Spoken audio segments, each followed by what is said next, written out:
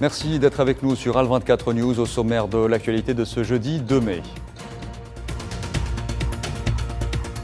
Le président algérien Abdelmadjid Tebboune honore les journalistes à la veille de la journée mondiale de la liberté de la presse lors d'une cérémonie qu'il a présidée à cette occasion.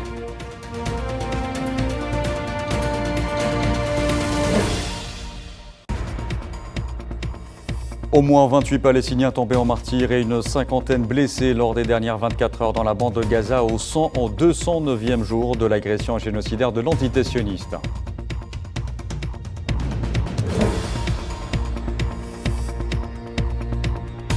Les étudiants américains toujours en colère contre l'agression sioniste à Gaza, réprimés et interpellés par la police, notamment à l'Université de Californie à Los Angeles.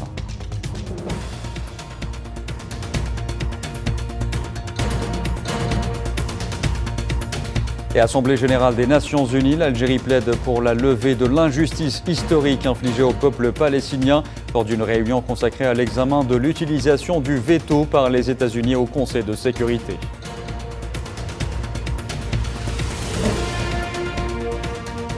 Bonsoir à tous. À la veille de la célébration de la journée mondiale de la liberté de la presse, coïncidant avec le 3 mai, une cérémonie a été organisée ce jeudi à Alger et présidée par Abdelmadjid Tebboune. Le président algérien était au Centre international des conférences, Abdelatif Rahal, en présence de hauts responsables de l'État, de membres du gouvernement, des responsables d'instances et d'institutions nationales, ainsi que des directeurs d'établissements médiatiques publics et privés et de journalistes.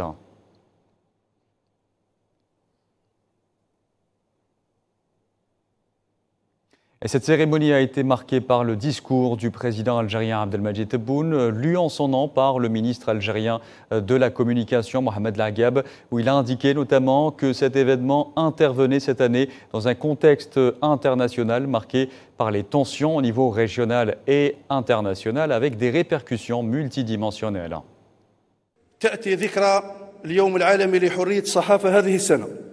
Cette célébration de la journée de la presse intervient dans un contexte international très critique et tendu avec la croissance des tensions dans notre milieu, aussi bien régional qu'international, qui atteste toutes de ses conséquences multidimensionnelles tant sur le plan politique qu'économique, culturel et même civilisationnel.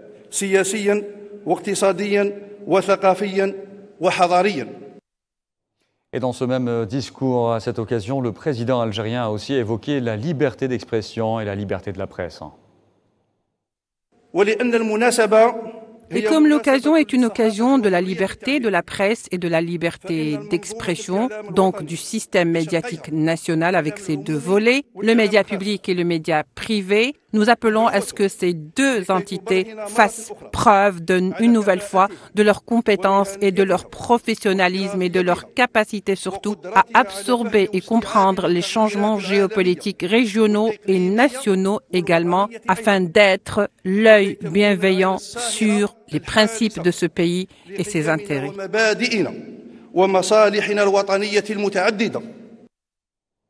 Et comme vous allez le voir dans ces images, le président algérien Abdelmadjid Tebboune a aussi saisi cette occasion pour échanger avec des journalistes qu'il a félicités et dont il a écouté les préoccupations.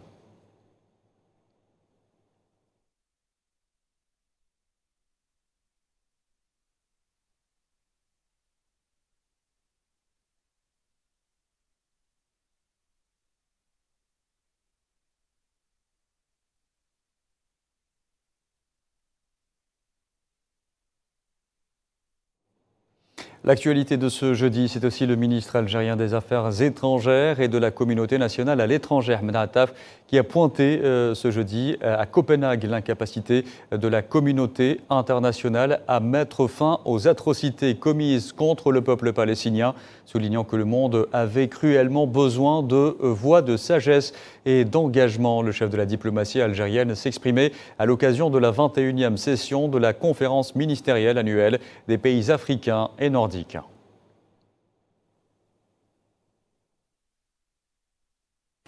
The continued inability of the international community L'incapacité persistante de la communauté internationale à réagir de manière unie et décisive pour mettre fin aux atrocités commises contre le peuple palestinien a ravivé les doutes et le scepticisme quant à la raison d'être et à la pertinence du droit international dans son intégralité.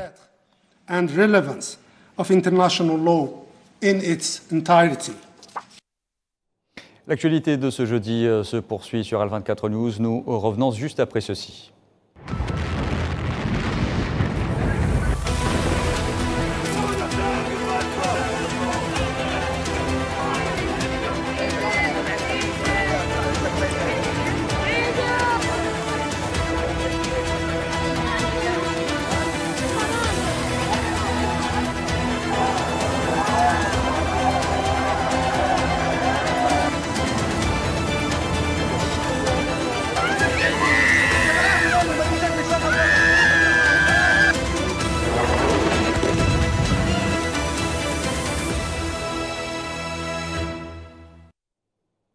Dans leur agression contre la bande de Gaza, les forces de l'occupation sioniste ont commis de nouveaux massacres, faisant au moins 28 martyrs et plus de 50 blessés lors des dernières 24 heures. Le nombre de victimes palestiniennes au 209e jour de ce génocide s'élève désormais à 34 596 martyrs et 77 816 blessés.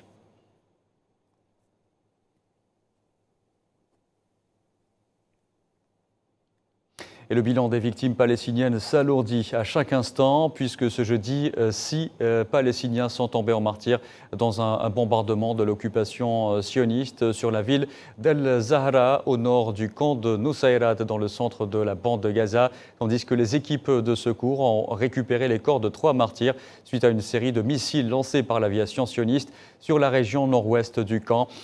Au sud, cette fois, un autre Palestinien est tombé en martyr et d'autres blessés lors d'un bombardement de l'entité sioniste au sud-est de la ville de Khan Younes, au sud de la ville de Gaza. Cette fois, l'aviation sioniste a bombardé un immeuble résidentiel dans le quartier d'Al-Zaytoun, faisant 2 martyrs et plusieurs blessés. Par ailleurs, l'artillerie de l'occupation sioniste a ciblé des maisons et des terres des Palestiniens dans les quartiers de Sheikh Ajlin, Tel Al-Hawa et Al-Zaytoun au sud-ouest de Gaza et a visé les terres et les tentes de personnes déplacées à l'est de la ville de Rafah.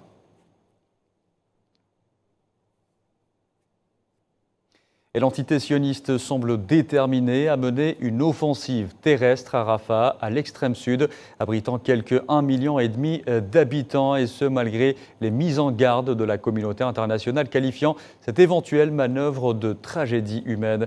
Les centaines de milliers de déplacés qui s'entassent à Rafah se voient contraints de mener un nouveau périple au péril de leur vie. Souila Kilal. Dans ce camp temporaire de Rafah, de nombreux déplacés ont déjà commencé à emballer leurs affaires pour se préparer à partir. Quelques matelas, des couvertures et de l'eau pour la route. Ils attendent qu'un véhicule veuille bien les emmener loin des bombardements sionistes. Même si l'offensive massive terrestre sur Rafah n'a pas encore eu lieu, les attaques aériennes, elles, s'intensifient de jour en jour, faisant craindre le pire aux 1,5 million de personnes qui s'y entassent. Les attaques et les bombardements de l'armée israélienne ont été très violents ces derniers jours. J'étais assis dans ma maison quand soudain, la moitié de la maison a été détruite. Plus tard, je suis allé à Al-Mawasi et à Khan Younes. Mes proches étaient là et ils m'ont dit qu'il y avait un endroit relativement sûr là-bas. Alors aujourd'hui, j'ai décidé d'y emmener mes enfants et tous les endroits de Gaza ne sont plus sûrs. Karim Aziz et sa famille vivent dans ce camp depuis près d'1 mois. Mais face à la menace qui plane, il projette également de partir. Lui et sa famille ont déjà fui 7 fois au cours des 6 derniers mois et ont pratiquement épuisé toutes leurs économies. Cette fois-ci, Karim ne sait plus où fuir avec sa famille. Maintenant, l'armée israélienne menace toujours d'attaquer Rafah. Mais à part Rafah, où pouvons-nous nous échapper? Il n'y a nulle part où aller. Les déplacements continus ont presque épuisé toutes nos économies. Il n'y a aucun endroit sûr à Gaza. C'est la 7e fois que mes frères, ma famille et moi sommes déplacés. Plus de 20 de mes proches n'ont pas d'endroit où vivre et ne peuvent dormir que dans la rue. Nous sommes épuisés.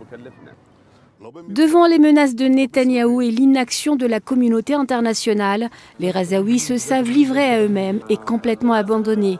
Ils savent qu'en réalité, il n'y a aucune différence entre ceux qui décident de fuir Rafah et ceux qui préfèrent y rester.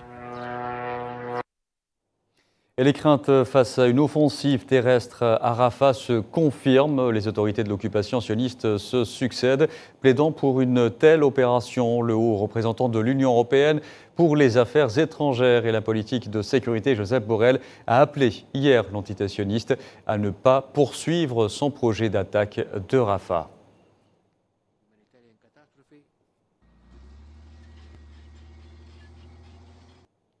Et dans une tribune publiée par le journal britannique The Guardian, le porte-parole de l'UNICEF, James Elder, a mis en garde contre une catastrophe dans la bande de Gaza si l'entité sioniste menait une opération militaire à grande échelle dans la ville de Rafah, dans le sud de l'enclave palestinienne.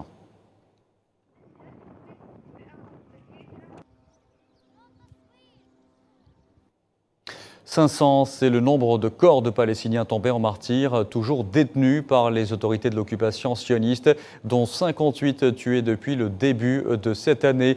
Des chiffres révélés par la campagne nationale palestinienne pour la récupération des corps des martyrs détenus, qui a précisé que seulement 4 corps de Palestiniens tombés en martyrs avaient été rendus en avril dernier.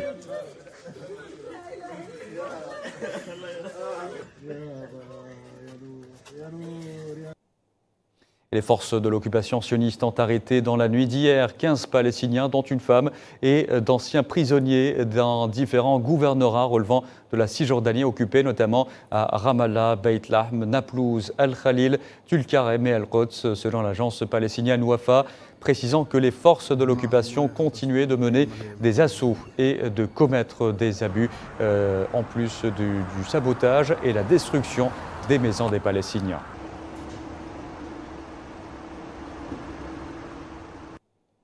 Et près de 7 mois de guerre génocidaire contre la bande de Gaza ont plongé 1,74 million de personnes dans la pauvreté. C'est ce qui représente un taux de plus de 58% de la population. C'est ce qui ressort d'un rapport publié par le Programme des Nations Unies pour le développement, le PNUD, qui a aussi fait état d'une chute vertigineuse de près de 27% du PIB dans l'enclave palestinienne.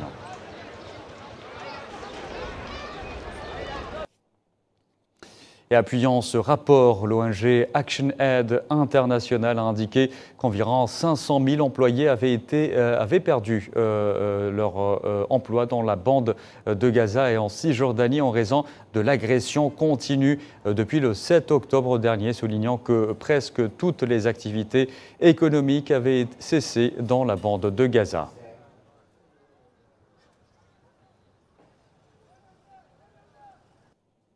Et l'agression de l'entité sioniste à Gaza continue d'être dénoncée sous la répression dans les universités américaines. La police a démantelé ce jeudi Manu Militari, un campement érigé à l'Université de Californie à Los Angeles par des étudiants, comme elle l'avait fait la veille sur plusieurs autres campus aux États-Unis où des centaines d'arrestations ont eu lieu. Neila et Hamouda. Il était environ 23 heures quand des affrontements entre manifestants pro-palestiniens et pro-sionistes ont eu lieu sur le campus de l'université à Los Angeles. Ces derniers sont arrivés en nombre pour tenter de déloger les manifestants pro-palestiniens. La situation est partie en vrille. Des bagarres ont éclaté entre les groupes opposés, certains armés de barres de fer et de gaz lacrymogène. Ces violences ont eu lieu peu de temps après que l'établissement a jugé le camp solidaire avec la population de Gaza, installé depuis une semaine, d'illégal. Mais vers 3h15 du matin, la tension était à son comble. Les forces de l'ordre ont tenté de pénétrer en force dans le campement de l'université. Une situation qui a pris une tournure tumultueuse lorsque les manifestants ont refusé de se disperser. Nos étudiants sont restés droits, sont restés forts, sont restés tenaces face à la violence policière, face à la brutalité et face aux négociations de mauvaise foi de leur université. J'ai vu des secouristes supplier d'être autorisés à soigner des étudiants pendant que les policiers riaient et éteignaient leurs caméras piétons et que les journalistes étaient empêchés de travailler. Columbia et les flics ont collaboré afin de brutaliser mes camarades de classe dans la nuit pour s'être placés du côté de ce qui est juste.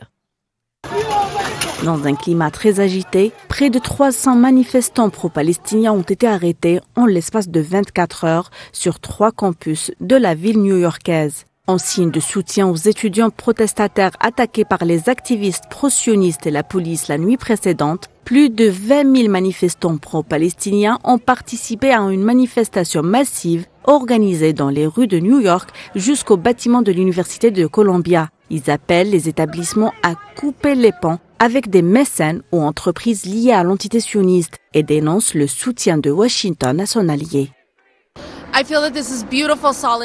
Je pense qu'il s'agit d'une belle solidarité. Les enfants qui envoient des notes de remerciement à ces étudiants me font littéralement pleurer. Et le fait qu'ils mettent tant de choses en jeu, leurs études, leur emploi, leur réputation, ils pourraient être victimes de doxing. Ils ont été brutalisés par les sionistes comme nous l'avons vu hier soir. Ils ont été brutalisés par la police. Et le fait qu'ils soient si courageux face à tout cela, ça fait chaud au cœur.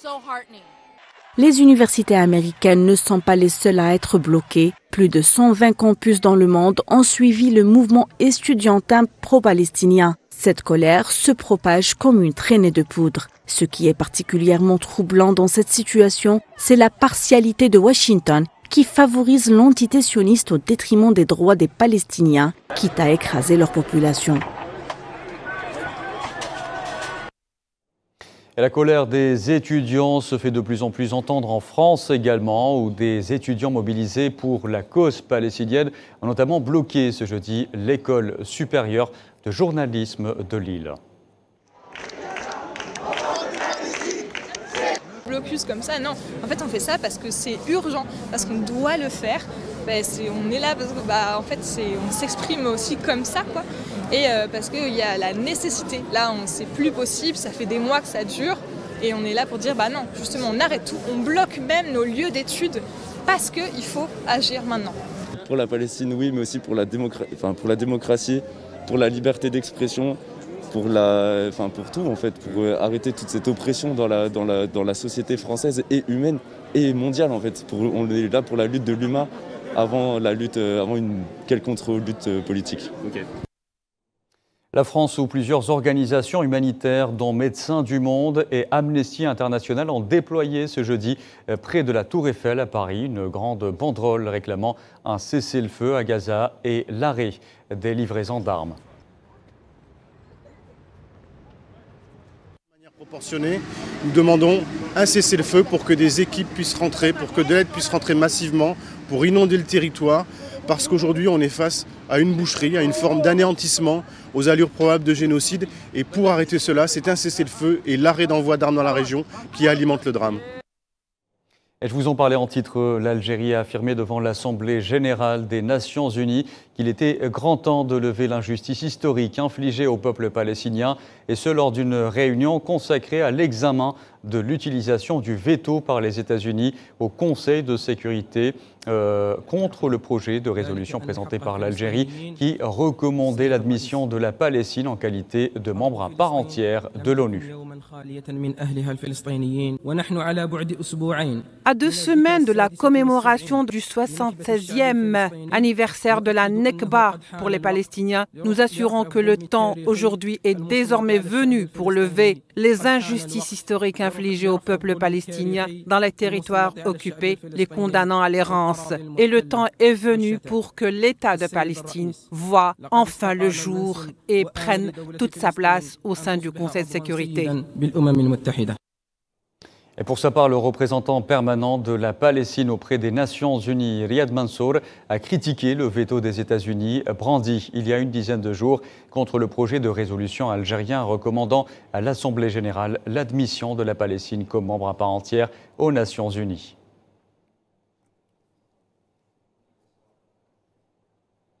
De son côté, le représentant permanent de la Tunisie auprès des Nations Unies, Tarek Labad, a réaffirmé depuis New York que la Tunisie soutenait la demande de l'État de Palestine d'adhérer à l'ONU en tant que membre à part entière, appelant les États membres à reconnaître l'État palestinien.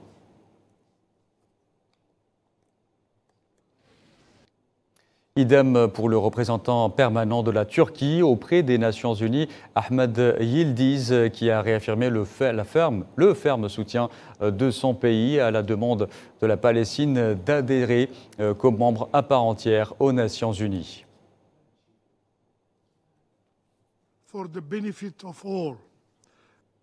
Et toujours sur le volet diplomatique, le président colombien Gustavo Petro a qualifié le dirigeant et le gouvernement de l'entité sioniste de génocidaire après avoir annoncé que la Colombie rompait ses liens diplomatiques avec cette entité, une position saluée par le côté palestinien.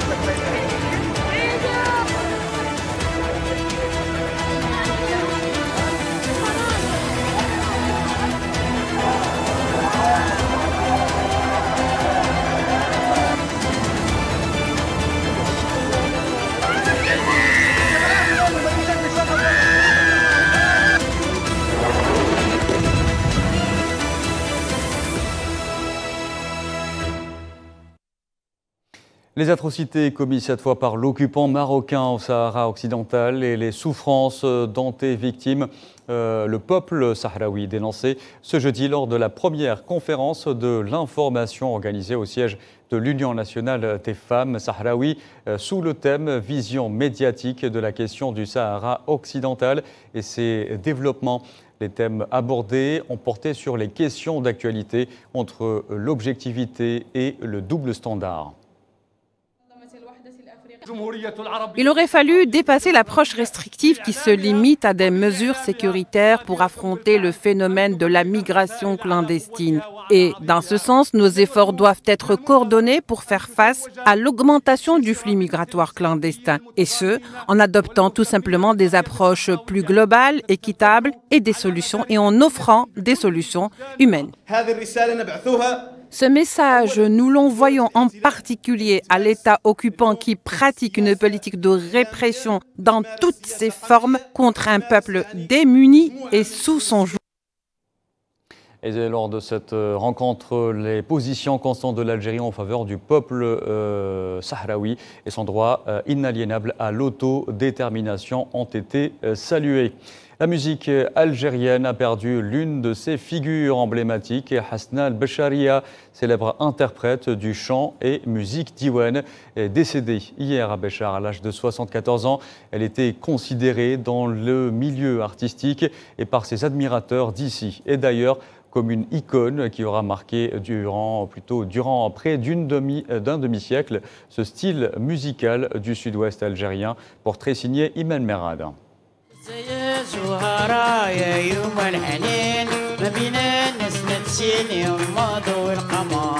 La chanteuse algérienne affectueusement surnommée roqueuse du désert Hasna al-Basharia s'est éteinte mercredi 1er mai. À l'âge de 74 ans des suites d'une longue maladie, elle était la figure de la musique diwan. Laissant derrière elle une vie consacrée à cet art né au cœur de l'Afrique pour en devenir l'ambassadrice et la porte-voix de l'amour des peuples.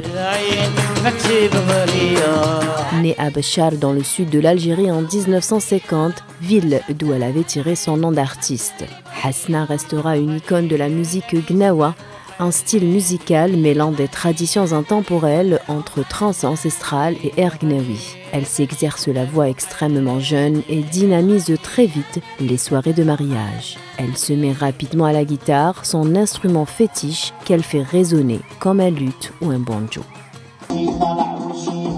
Hasna fut la première musicienne à franchir les barrières sociales de cette culture, incarnant un modèle pour les femmes qui les inspire en se réappropriant un genre musical habituellement réservé à la gente masculine. Hasna al-Basharia, femme du désert, est pris de liberté, libertaire même. Fille d'un des maîtres du diwan, devient célèbre dans tout le sud algérien, mais par méfiance refuse systématiquement un quelconque enregistrement. En 1972, elle monte son propre groupe, épaulée par ses 3 amis que l'on s'arrache de mariage en banquet. Pour couvrir les voix, Hasna fut obligée de passer à la guitare électrique tant l'ambiance était fougueuse pendant ses concerts. Plus tard, accompagnée de son groupe Lemma al-Bashariya, elle fait le tour des festivals de musique traditionnelle. En près de 30 ans de gloire locale, elle n'a pas enregistré un seul disque. Elle acquiert une renommée internationale au début des années 90 en jouant au Cabaret Sauvage à Paris. Avec le temps, elle a fait paraître 2 disques, Jazair Johara en 2002, puis Sam'a Sam'a en 2010. Hasna al-Bashariya s'est produite sur plusieurs scènes en Algérie et à l'étranger. En 2017, l'artiste algérienne a été décorée de médailles de l'Ordre du Mérite national au rang de Achir, décernée à des hommes de lettres, de l'art, des chercheurs et des académiciens. Sa vie de femme, son parcours d'artiste ont également marqué la réalisatrice algéro-canadienne Sarah Nasser, qui lui consacre un film documentaire naturellement intitulé « La roqueuse du désert ». Dans sa vie d'artiste, Hasna al-Bashariya sera surtout la voix des dons venus du ciel, comme elle l'a rappelé à maintes reprises.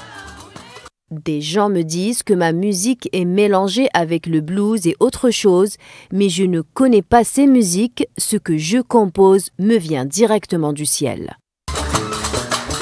Le monde de l'art fait ses adieux à une étoile, une artiste, une femme dont l'âme n'était que Diwan.